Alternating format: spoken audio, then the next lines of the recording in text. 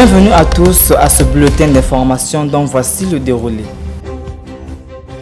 En RDC, du changement à la tête de l'Agence nationale du renseignement.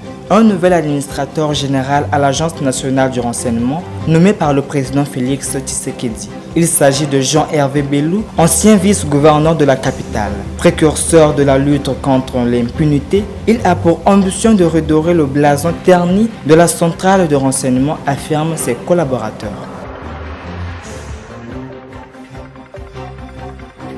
Au Gabon, un scandale sexuel touche le milieu du football. Après plus de 2 ans d'enquête, de très nombreux témoins interrogés et une conclusion dramatique, des centaines de jeunes footballeurs gabonais auraient été agressés par un responsable de leur formation. Ce dernier, ancien sélectionneur de l'équipe nationale des moins de 17 ans, aurait fait pression sur ses victimes en les persuadant qu'elles ne réussiraient jamais dans le football si elles ne cédaient pas à ses avances.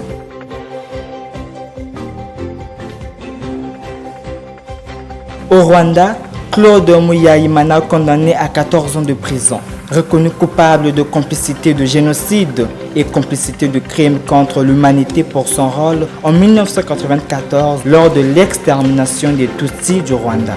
Hier, jeudi 16 décembre, le franco-rwandais Claude Muyaimana, âgé de 60 ans, a été condamné par la cour d'assises de Paris à 14 ans de réclusion criminelle.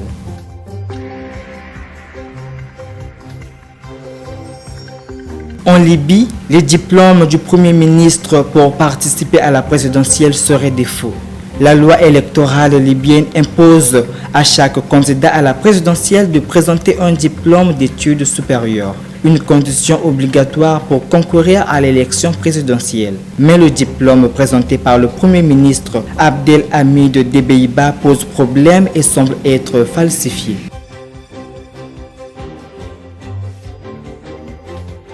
En Éthiopie, des centres de soins Amara délabrés après le passage des rebelles tigréens. La deuxième province d'Éthiopie a été assez largement saccagée et pillée par les rebelles tigréens, notamment dans les hôpitaux.